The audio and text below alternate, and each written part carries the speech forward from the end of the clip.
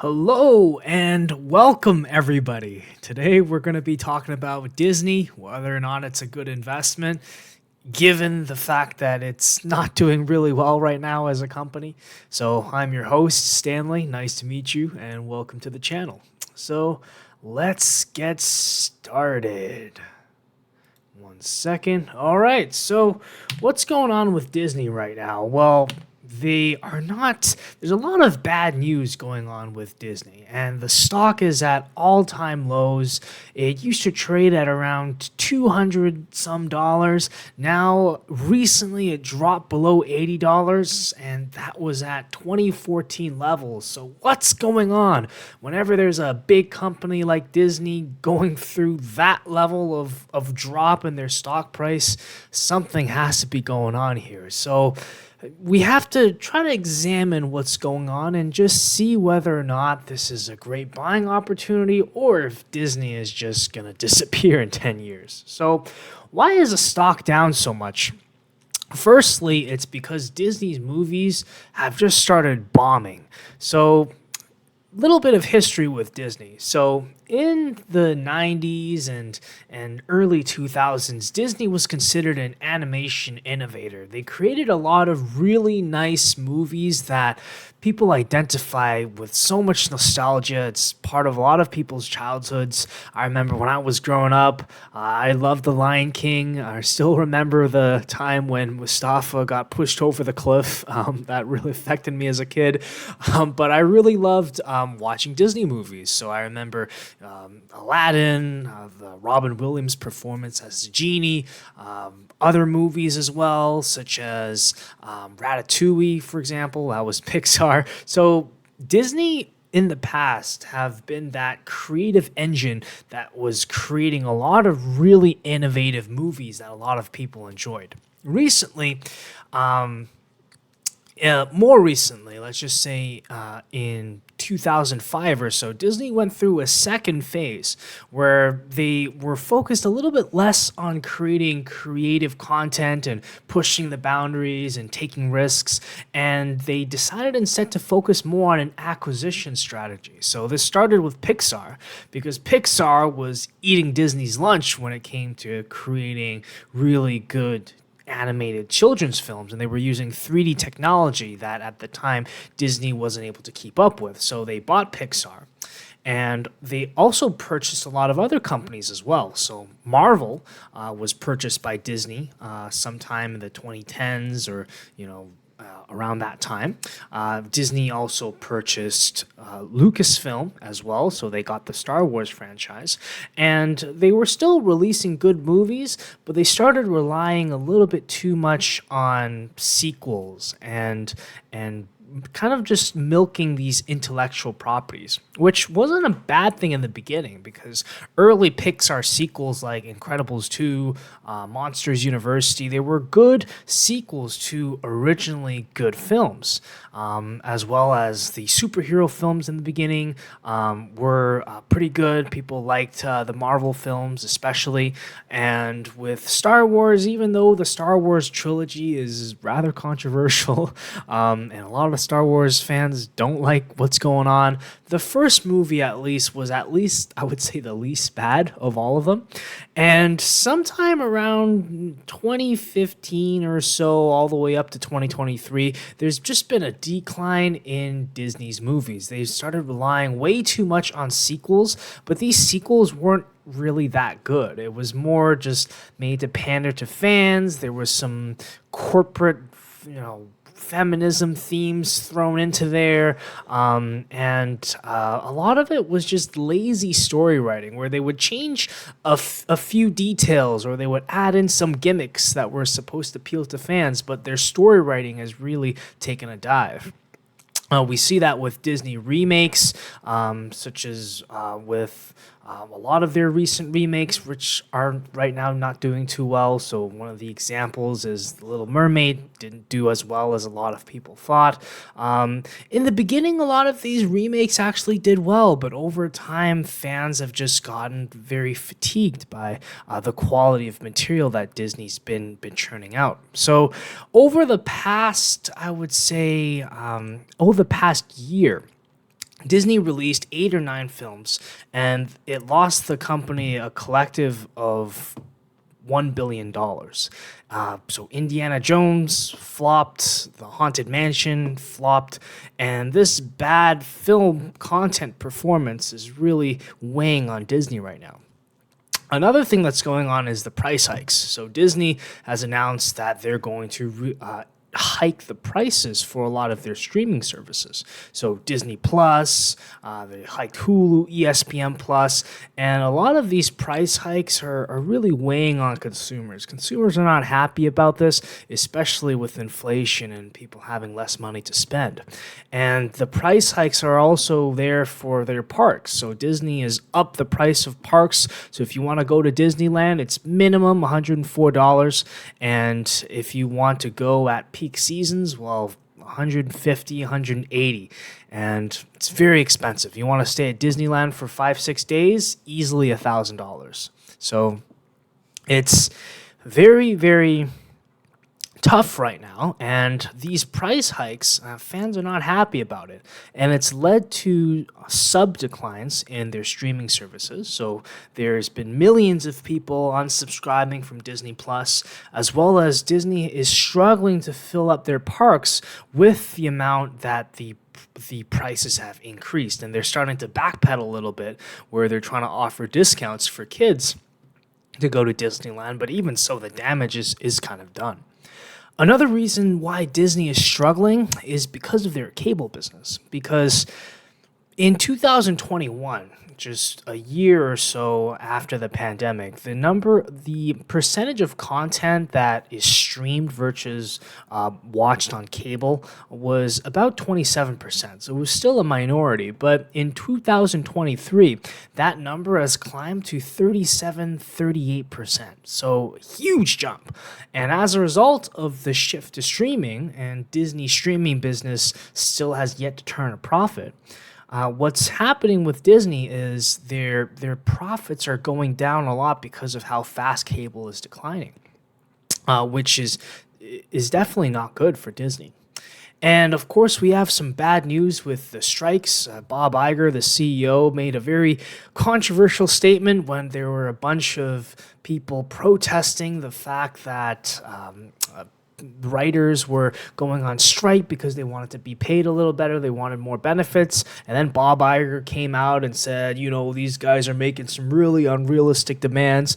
And that pissed a lot of people off, especially because Bob's making more than $50 million at Disney. And there's the whole DeSantis situation, where DeSantis did pass a law that forbade a lot of schools from teaching their students LGBT issues. And Disney came out against that. And then Ron DeSantis said, okay, if you're going to go against me, I'm going to make it so you don't have your special privileges in Reed Creek anymore, which ended up hurting Disney and generated a bunch of bad publicity. To be honest, I think the DeSantis situation is probably the least of Disney's worries. I do think they made the right choice there going against that policy. Probably will work out in the long run, but there's a lot of things right now that are weighing on Disney, and I think there's good reason for the stock to be down right now. So what we want to do right now is just examine Disney's business model, because if we're going to understand whether or not the trials that Disney is currently facing, if it's going to be a temporary issue or a long-term issue, we have to look at Disney's business model. So Disney is at its essence a content distributor, and they own a ton of content. On the cable side, they own the Disney Channel, ABC, they own ESPN, they own National Geographic, and they also own the rights to a bunch of different franchises. They own the Marvel franchise, they own Star Wars, X-Men, Fantastic Four, Avatar, Deadpool. So they have all this content, and they distribute it in 4 primary ways to make money. The first is through their cable and broadcasting business. This is when, if somebody wants to watch cable and they want to watch the Disney Channel, for example, then Disney charges the cable companies for the rights to distribute that service, and then the cable companies pass the cost onto the consumer who wants to watch Disney. So the second method of distribution is the licensing business. So the licensing business, there's a couple components to it. The first one is home entertainment, which is just DVD, Blu-ray sales. That understandably is declining. We might see a Blu-ray DVD in a museum probably within 5 or 6 years.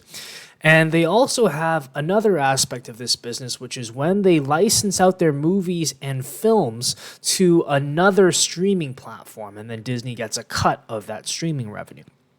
They also have another component here, which is their box offices. So when Disney creates a great movie, they will charge a company like Cineplex to be able to host that movie and be able to screen it in front of millions of fans, and they'll take a cut of all the money that people spend in theaters. So that's the licensing business. Disney's also in the streaming business as well. So Disney owns 4 streaming services. So the first is Disney Plus, second is Hulu, third is ESPN Plus, and they also own Hotstar as well, which is a kind of a Disney Plus version streaming platform in India. And they also distribute their content through parks and experiences. So this is probably the most valuable aspect of Disney's business.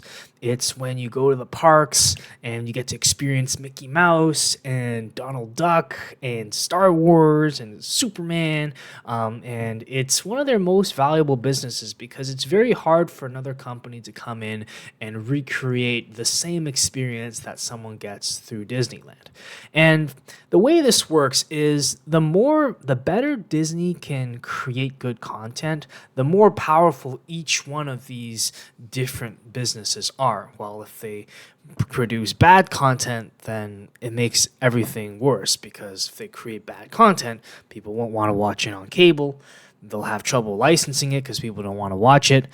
They'll have trouble signing up people to Disney Plus because people will be turned off from the content. And also there's going to be less and less people who want to experience those characters in real life. So that's Disney's business model. Now let's go over the performance of each one of their little businesses with their third quarter results. So with linear networks, this refers to their cable and broadcasting business. You can see that it's declined a ton within just 1 year. So revenues went down 4%, profits went down 20%, around 23% or so. Actually, revenues fell 7%, so worse than I said.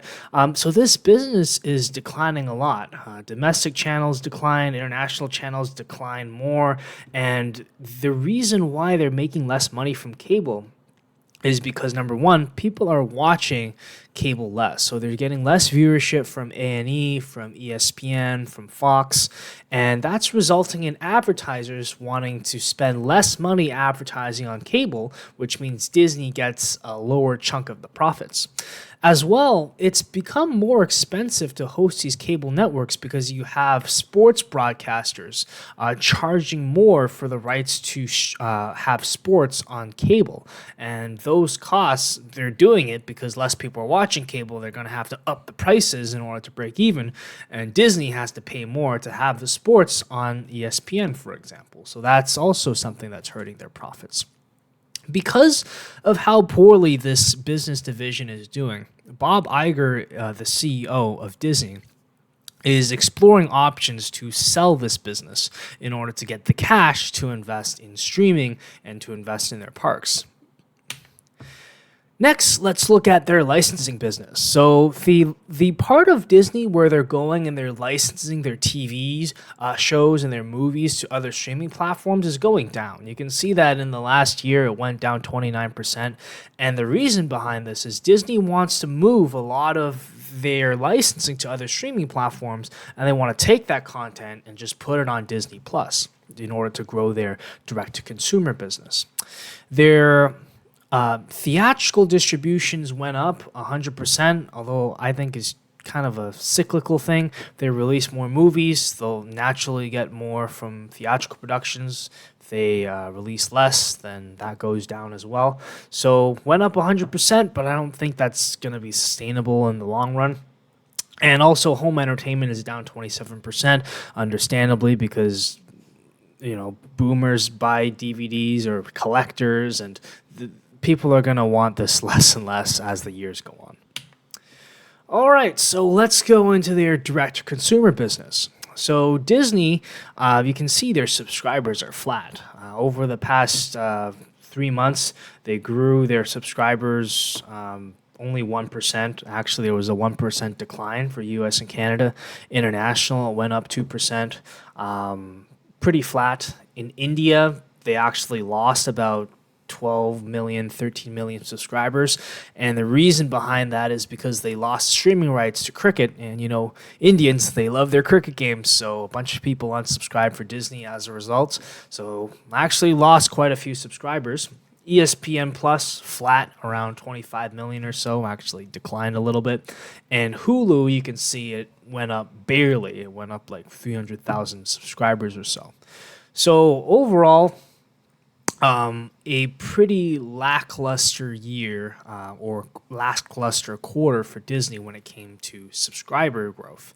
And the reason why that's the case is you can see here at the bottom that the subscription fees actually went up 18%. Now, how can your subscription revenue grow if you have the same number of subscribers? Well, the reason is price increases. So they increased their prices a lot. I mean, Disney Plus used to cost $7.99. Now it costs more than $12. So because of those price increases, that's what's causing the subscription revenue to go up. But this isn't really sustainable because if you don't have compelling content that's going to draw subscribers to subscribe to your service, then you can only increase prices a certain amount before fans and subscribers get sick of you and start canceling, or they come up with creative solutions where if they want to watch a Disney movie, then they'll subscribe to Disney Plus for that 1 month, watch all your stuff, cancel Disney, and then go 5 or 6 months without subscribing to Disney Plus, and then maybe another big movie comes out and they come back again. So that's what's happening right now. Disney can't afford to raise their prices forever. And you can see their advertising revenues actually went down 13%. A lot of this probably could be due to macroeconomic conditions. Companies are just advertising a lot less than they used to. And let's go to parks and recreation. So this is the only business in Disney right now that is doing semi-well. And the domestic parks business only grew about 4%. The profits actually declined significantly, mainly because of inflation. So because of inflation, the cost for Disney in order to keep the parks running is going higher and higher, and that's causing their profits to decline from about 1.6 billion to about 1.4 billion. The main thing that's really carrying Disney in the parks is their international parks division. So during COVID, you had a lot of countries like China go through something called the COVID zero policy, which essentially means if you leave your home, the government will be knocking. But thankfully, the COVID zero policies have ended. And the first thing a lot of these people did is they wanted to go traveling and they wanted to go to Disneyland. So because the parks opened, the areas got a lot of new traffic. Traffic grew about 94%. That's how much the revenues grew, actually. And the profits also exploded in this division as well. While this is a good thing, it's important to note that the short-term boom that you're getting from lockdowns ending in Asia is only going to carry you so far, where I don't think that 94% growth is necessarily sustainable. Eventually, it's going to taper off as the pandemic effect normalizes. So that's a quick overview of what's going on with Disney right now for their various business divisions. So let's talk about balance sheet and cash flow. Now, you would think that a company like Disney would have a lot of money, but they actually don't. And the reason behind that is because in 2019, the CEO, Bob Iger, made a deal with Rupert Murdoch, who was the one of the heads of Fox.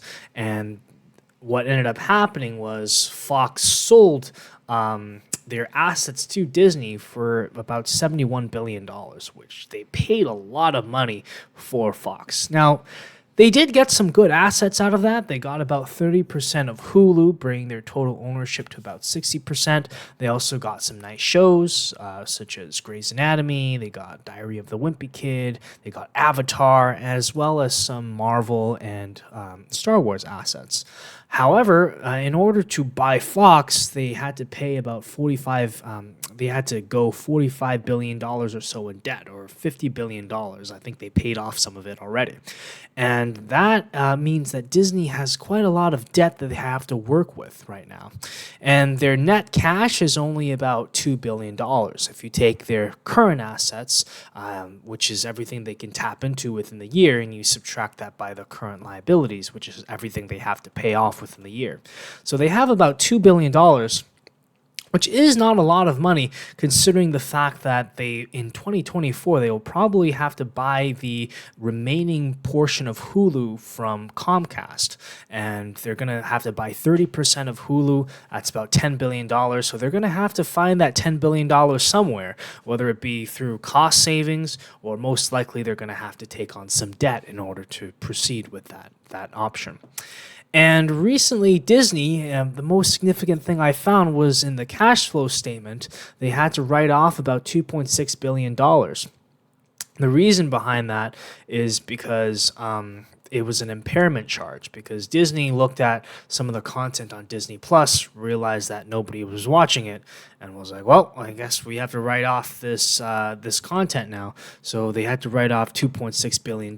And this is a problem with Disney, because Disney relies a lot on old content, or nostalgia, essentially. And you can only rely on nostalgia for so long before people eventually get sick of it.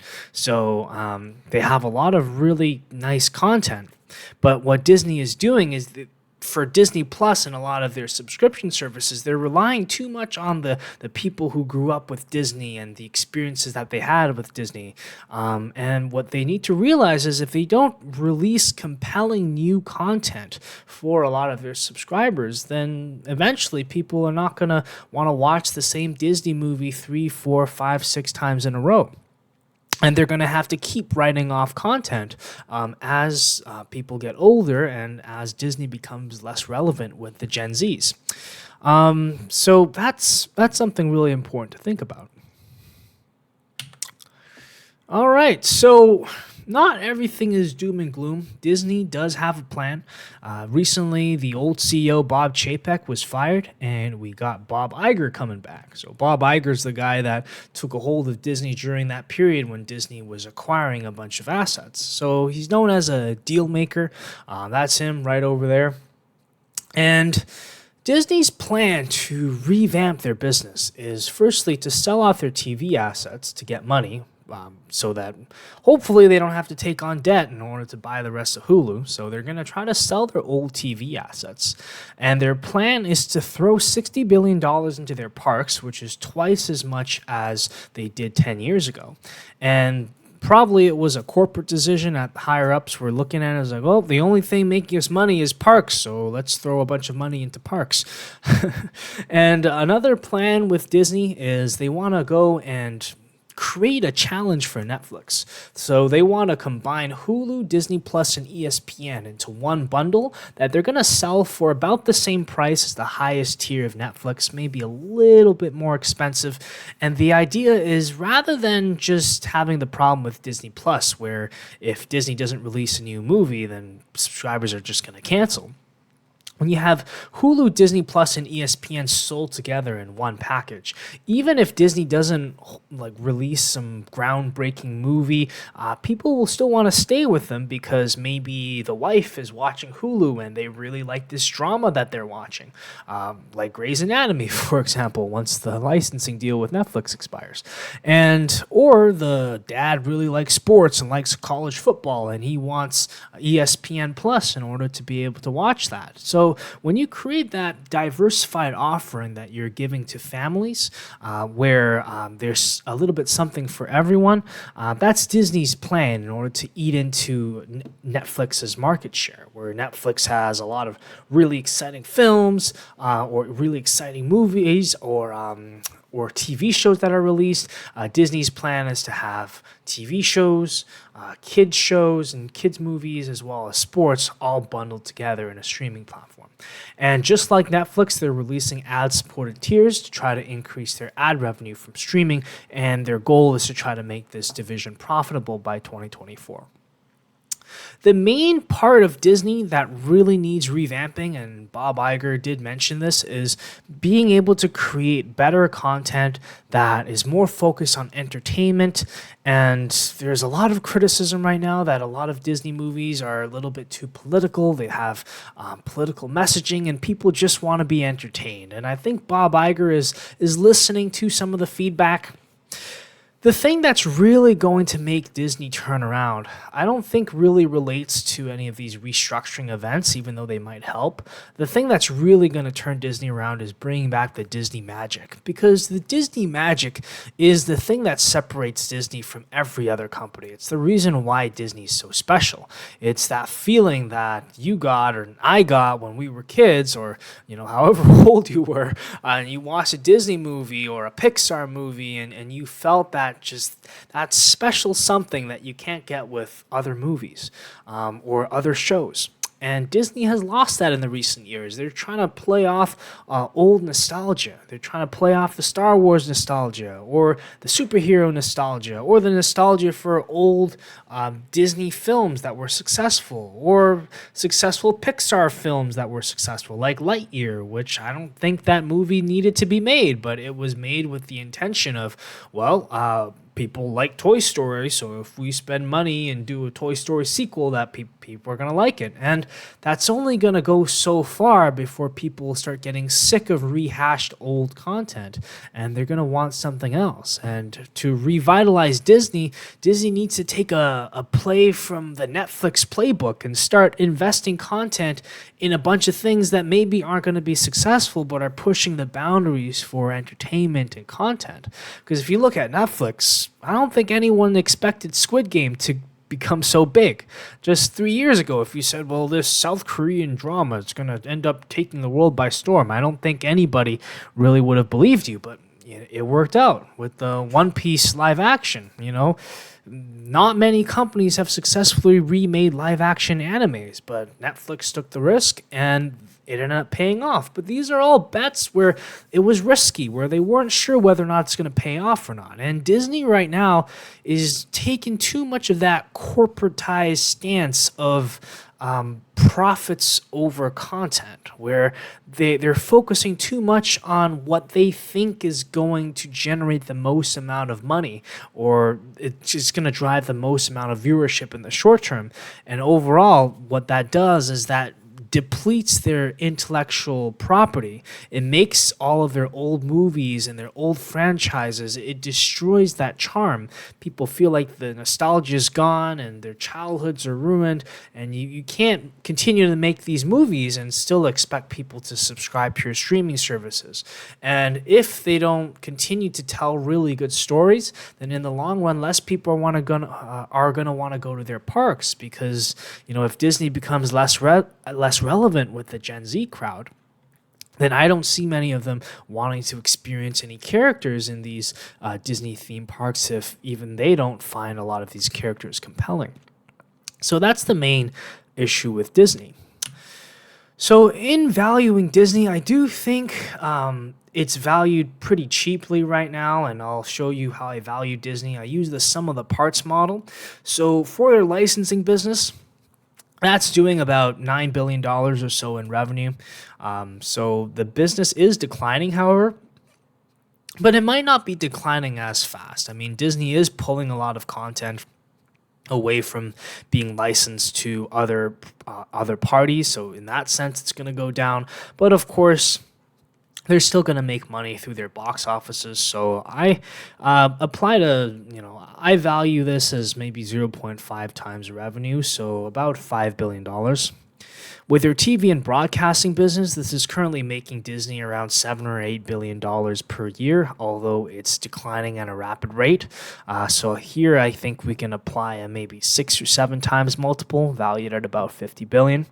Streaming, I value at about $100 billion. That's because both Comcast and Disney agree that Hulu is worth about $30 billion at least. So Disney Plus having about 3 or 4 times more subscribers, although they make a little bit less per subscriber. I think that could be valued at about $60 billion. And $10 billion is probably what ESPN Plus is worth. There's about 25 million subscribers, each paying about $5 or $6. So I think that's probably could be valued at about $10 billion. So streaming I value at about $100 billion. And parks is their most valued asset right now. If they continue to grow parks the way they did in the last year or two, and the revenues and profits are growing at 10-20% clips, I think you can value parks at about a 20 times earnings. So their earnings for parks this year, roughly about $10 billion. So you can value parks at around $200 billion. So overall, Disney's enterprise value is about $210 billion. So that's taking their total market cap, number of shares times the price per share. And you have to add the Disney debt, so adding about $45 billion in debt, and also adding an extra $10 billion because that's the amount that they're probably going to have to pay to get the last 30% of Hulu from Comcast. So their enterprise value, I think, is about $210 billion. Overall, adding up all of the parts together brings about $355 billion. So I think Disney right now is undervalued, about 60, 70%. However, really what's going to be able to turn around Disney is how successful management is going to be with saving costs, with using their money a little bit more smarter. So Disney spends $31 billion per year on content versus Netflix spending about $17 billion. Yet a lot of the content that Netflix produces draws more viewers. So Disney, they have to get a little bit more efficient in both how they use that money, and they have to take more risks to tell more compelling stories because that's going to drive the success of their business. So overall, end verdict, do I think Disney is a good investment? I think it is a compelling opportunity to buy into Disney if you think that they're able to execute and turn things around and start creating good content that recaptures the magic of something like Frozen or something like The Lion King or Aladdin. If you think they can pull that off, then Disney can easily double or triple from the price now. However, I would not personally put more than a 5 or 10% allocation to Disney, just because for Disney to be successful, it does require that turnaround from management to both save costs, as well as it requires Disney to really look themselves in the mirror over the past year or two, realize that their path of going down the sequels route is going to cause their business to die eventually, as fans think of Disney less as something that is special and more of just a profit-generating organization like every other business. If that starts to happen, then we can see Disney really lose its magic and go down the shitter. So that's my feelings on Disney. I still think it's more likely than not that they're going to turn around, but we have to see, and we have to look at what's going on. So thank you so much. I hope you found this breakdown helpful in explaining the rationale for investing in Disney. And thank you for tuning into the channel and watching all the way to the end. And I hope to see you soon in the next video. Thank you.